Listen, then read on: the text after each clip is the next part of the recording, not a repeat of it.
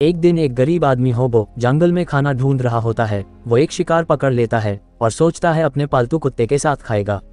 लेकिन जब वो लौटता है तो देखता है कि उसका कुत्ता जमीन पर पड़ा है। वो उसे उठाने की कोशिश करता है लेकिन कुत्ता कोई रिस्पॉन्स नहीं देता। फिर उसे लगता है कि कुत्ता सांस नहीं ले रहा। जैसे ही वो उसे उठाने जाता है कुत्ते का शरीर फट जाता है और खून उसके चेहरे पर आ जाता है। इसके बाद कहानी शुरू होती है कुछ कॉलेज स्टूडेंट से जो सेमेस्टर खत्म होने के बाद ट्रिप पर निकले होते हैं। ग्रुप में दो कपल होते हैं, जेफ और मासी, पॉल और कैरेन, और इनके साथ इनका दोस्त बर्ट भी होता है। रास्ते में ये लोग एक लोकल दुकान पर रुकते हैं। पॉल वहां एक बच्चे से हाथ मिलाने की कोशिश करता है लेकिन बच्चा उसे काट लेता है। तभी दुकान मालिक आता है और बच्चे को पकड़कर कहता है कि पॉल को अपना हाथ नदी में धो लेना चाहिए वरना इन्फेक्शन हो जाएगा। बाद में बाकी लोग अंदर जाकर जरूरी सामान लेते हैं तो क्लर्क को पता चलता है कि ये लोग एक हफ्ते के लिए कैबिन रेंट पर ले रहे हैं। तो वो वार्न करता है कि ज्यादा अंदर जंगल में मत जाना, वहाँ वाइल्ड एनिमल्स हो सकते हैं। शॉपिंग खत्म होने पर सब निकलते हैं लेकिन बर्ट एक स्नैक बार चुराते हुए पकड़ा जाता है। यहाँ दुकान का मालिक उसे माफ कर देता है और फिर सब कैबिन के लिए निकल जाते हैं। कैबिन पहुंचकर ये लोग अनपैकिंग करते हैं और अपने ट्रिप का प्लान बनाते हैं। तभी जेफ और मासी सीधे कमरे में चले जाते हैं और उनका जबरदस्त मैच शुरू हो जाता है। लेकिन पॉल अचानक रूम में घुस आता है और उन्हें पता चलता है कि बर्ट चुपके से उन्हें झांक रहा था। पॉल माफी मांगता है और चला जाता है। फिर वो बर्ट को भी डांटकर भगा देते हैं। इसके बाद सबका ट्रिप शुरू होता है। बर्ट जंगल में बीबी गन से गिलहरियां मारता है और पॉल और कैरेन मिलकर जंगल में फोटो खींचते हैं। थोड़ी देर बाद लेक के पास पॉल कैरेन से दिल की बात कहने की कोशिश करता है लेकिन फेल हो जाता है। उधर बर्ट कैंपफायर के पास स्मोकिंग कर रहा होता है। तभी उसे जंगल से आवाज आती है। वो सोचता है ये गिलहरी है और गन लेकर पीछे जाता है। वो जैसे ही शूट करता है उसे बाद में पता चलता है कि उसने इंसान को शॉट लगा दिया है। जब वो जाकर चेक करता है तो देखता है कि वो गरीब आदमी है जिसकी हालत बहुत बुरी है और अब उसकी स्किन जल चुकी है। वो आदमी मदद मांगता है लेकिन बर्ट डर जाता है। वो फिर एक फायरिंग करता है जिससे आदमी एक गंदे गड्ढे में गिर जाता है और बर्ट भाग जाता है। जब वो कैंपफायर पर वापस आता है तो जेफ और मासी उसे डांटते हैं कि आग बिना देखरेख के छोड़ दी थी, पर बर्ट झूठ बोलता है कि वो गिलहरी मार रहा था। रात में सब कैंपफायर के पास बैठते हैं और पॉल उन्हें एक हॉरर स्टोरी सुनाता है, पर सब उसे मजाक समझते हैं। तभी एक आदमी अपने डॉगी के साथ आता है। वो खुद को सोलो कैंपर बताता है और कहता है कि वो पास में टेंट लगाकर अकेला रह रहा है। वो ग्रुप से पूछता है कि क्या वो इनके साथ बैठ सकता है। तब सब उसे वेलकम करते हैं। वो कहता है कि वो भी कैबिन में उनके साथ रह सकता है, जिसके बाद वो उन्हें गांजा ऑफर करता है। तभी बारिश शुरू हो जाती है और सब कैबिन की तरफ लौटते हैं और सोलो कैंपर अपने टेंट की ओर चला जाता है। अब कैबिन में बैठकर सब बातें कर रहे होते हैं। तभी कोई दरवाजा खटखटाता है। बर्ट जब दरवाजा खोलता है तो वही गरीब आदमी फिर से सामने होता है। इस बार उसकी हालत और खराब होती है, स्किन गल चुकी होती है, पर वो बर्ट को पहचान लेता है और सबको बताता है कि बर्ट ने उसे शूट करके गड्ढे में छोड़ दिया था। अब ग्रुप बर्ट को डांटता है लेकिन बर्ट कहता है कि उसने ये सिर्फ इसलिए किया क्योंकि उस आदमी को कोई छूत की बीमारी थी। उसके बाद वो आदमी उनकी कार चोरी करने की कोशिश करता है, जिस कारण ग्रुप पुलिस को कॉल करना चाहता है लेकिन नेटवर्क नहीं है। तब मजबूर होकर सब मिलकर उस आदमी पर हमला करते हैं। तभी वो आदमी खून की उल्टी कर देता है और कार को पूरा अंदर से गंदा कर देता है। पॉल और बर्ट उसे रोकने की कोशिश करते हैं लेकिन हमला मिस हो जाता है। फिर वो लड़कियों की तरफ दौड़ता है तो पॉल उसे आग लगा देता है और वो आदमी जलता हुआ जंगल की तरफ भाग जाता है। 1 घंटे बाद रात को सब सो जाते हैं और तय करते हैं कि अगली सुबह मदद लेने निकलेंगे। सुबह जेफ और बर्ट एक मैकेनिक ढूंढने निकलते हैं। मासी भी मदद ढूंढने जाती है। तभी हम देखते हैं कि वो गरीब आदमी मरा हुआ नदी में तैर रहा है और उसके शरीर से कोई अजीब सा लिक्विड निकल रहा है। कैबिन में कैरेन अपने गिल्ट के बारे में बात करती है कि उन्होंने उसे जला दिया, पर पॉल उसे समझाता रहता है। उधर जेफ और बर्ट एक फार्म हाउस में पहुंचते हैं जहां एक औरत किसी बीमार सुअर पर चिल्ला रही होती है और खून पोंछ रही होती है। तब वो दोनों उस औरत से पूछते हैं कि आसपास कोई मैकेनिक है क्या, और जब वे उस होबो आदमी का जिक्र करते हैं तो औरत कहती है कि वो उसे जानती है। ये सुनकर दोनों घबरा जाते हैं और वहां से चले जाते हैं। उधर मासी एक घर ढूंढती है लेकिन वहां कोई नहीं होता। तभी जेफ आता है और झूठ बोलता है कि उन्हें कोई नहीं मिला है। वापस कैबिन में पॉल को एक शेरिफ मिलता है और वो कल रात की घटना के बारे में पूछता है।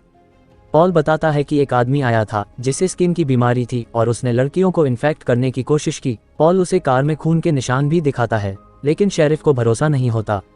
यहाँ वो कहता है कि वो स्टेशन में रिपोर्ट करेगा। शेरिफ कैरेन को देखकर अजीब व्यवहार करता है और पॉल से कहता है कि अगर कोई सेक्सी पार्टी हो तो बुला लेना। बाद में कैरेन पूरा दिन सोती है और उसे बुरे सपने आते हैं कि वो इन्फेक्ट हो गई है।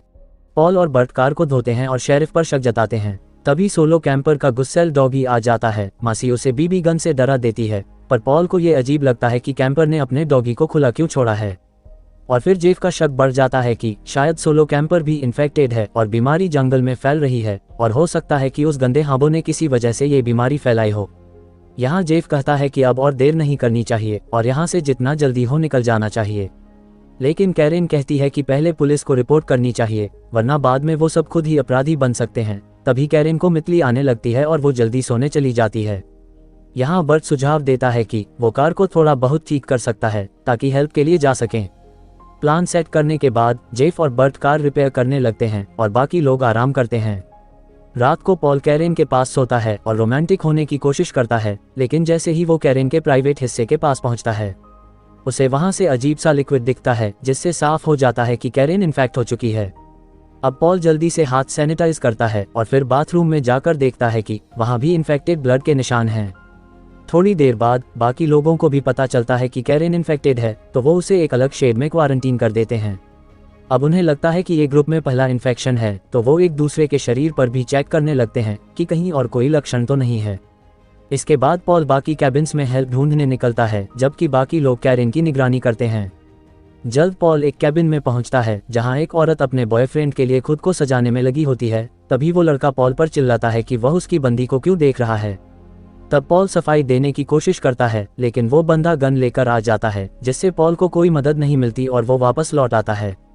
थोड़ी देर बाद जब ग्रुप कैबिन में डिस्कशन कर रहा होता है तो उन्हें आवाज आती है कि वो गुस्सैल कुत्ता कैरेन के शेड में घुसने की कोशिश कर रहा है, लेकिन वो फिर से उसे बीबी गन से भगा देते हैं।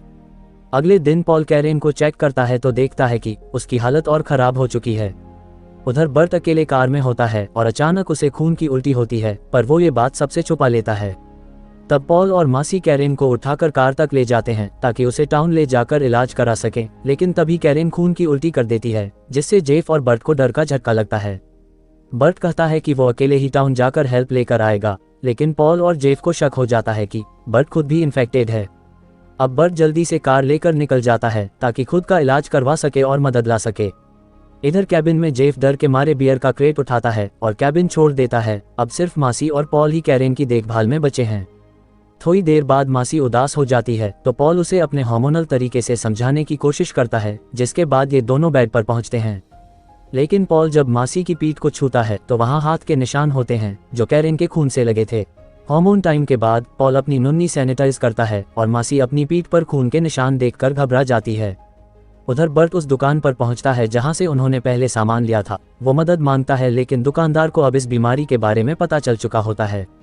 वो बर्ट से कहता है कि दूरी बनाकर रखो, लेकिन तभी वो बच्चा पैनकेक्स के बारे में सोचते हुए बर्ट को काट लेता है, जिससे शायद वो खुद भी इन्फेक्टेड हो जाता है। अब ये देखकर दुकानदार तय करता है कि अब बर्ट और उसके दोस्तों को मारना होगा ताकि ये बीमारी और न फैले। उधर मासी बाथरूम में जाकर रोती है क्योंकि उसे अपनी पीठ सड़ती हुई नजर आती है। तभी उसे बाहर से गनशॉट की आवाजें आती हैं। जब वो बाहर आती है, लेकिन वहीं उसका सामना उस कुत्ते से होता है। जल्द वो कुत्ते से भागने की कोशिश करती है, लेकिन वो उसे पकड़कर नोच डालता है। उधर पॉल जेफ को ढूंढ रहा होता है। तभी वो एक रिजर्वॉयर तक पहुंचता है। वहां उसे जला हुआ हांबो का शव दिखता है। वो पास जाकर देखता है, लेकिन अचानक पानी में गिर जाता है और डर जाता है कि अब वो भी इन्फेक्ट हो जाएगा। तभी उसे समझ आता है कि ये सारा इन्फेक्शन पानी से फैल रहा है, लेकिन अब बहुत देर हो चुकी होती है क्योंकि सब लोग पहले ही उस पानी को पी चुके हैं। बाद में पॉल जल्दी से कैबिन की तरफ भागता है। उधर बर्फ वाले गन लेकर हमला करते हैं। जब उसकी कार खराब हो जाती है तो वो पैदल भागता है।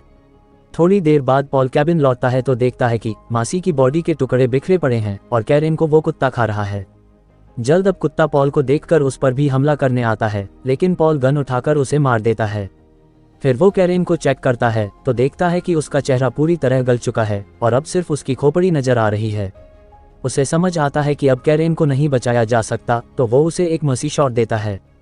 थोड़ी देर बाद बर्ट घायल हालत में वापस लौटता है और बताता है कि गांव वाले उन्हें मारने आ रहे हैं। तभी गांव वाले पहुंच जाते हैं और जैसे ही वो अंदर आते हैं, बर्ट उन्हें फंसाने के लिए खुद को सामने करता है और उनमें से एक उसे शूट कर देता है। बर्ट के मरते ही पॉल दरवाजे के पास मौजूद दूसरे लोकल्स पर हमला करता है। वो एक को मारता है और दुकान वाले को गोली मार देता है। फिर वो एक मोटे लोकल को स्क्रूड्राइवर से मार डालता है और आखिर में स्टोव ओनर को भी खत्म कर देता है। इसके बाद वो जेफ को ढूंढने निकलता है, लेकिन उसे सिर्फ सोलो कैंपर मिलता है जो अब किसी जानवर का खाना बन चुका है। अब पॉल शेरिफ के पास जाता है जो पार्टी में होता है और उससे मदद मांगता है, लेकिन शेरिफ को पॉल को शूट करने का ऑर्डर मिल चुका होता है। जल्द एक आदमी पॉल को मारने की कोशिश करता है, लेकिन पॉल खुद को बचा लेता है और भाग जाता है। तभी एक ट्रक ड्राइवर उसे पिक करता है, लेकिन पॉल रास्ते में बेहोश हो जाता है। जब उसकी आंख खुलती है तो वो खुद को हॉस्पिटल में पाता है, लेकिन वहां के स्टाफ को लगता है कि उसकी बीमारी उनके बस की बात नहीं है, इसलिए वो पॉल को खत्म करने का प्लान बनाते हैं। अब पॉल कुछ बोलने की कोशिश करता है, लेकिन बोल नहीं पाता और उन्हें वार्न नहीं कर पाता कि पानी इन्फेक्टेड है। दूसरी तरफ शेरिफ एक नदी पर जाता है और पॉल की बॉडी वहां फेंक देता है। अगले दिन जेफ कैबिन लौटता है और देखता है कि उसके सभी दोस्त मर चुके हैं। वो खुशी मनाता है कि वही अकेला सर्वाइव कर गया है, लेकिन तभी शेरिफ उसे देखते ही शूट कर देता है और उसकी बॉडी बाकी इन्फेक्टेड लोगों के साथ जला दी जाती है।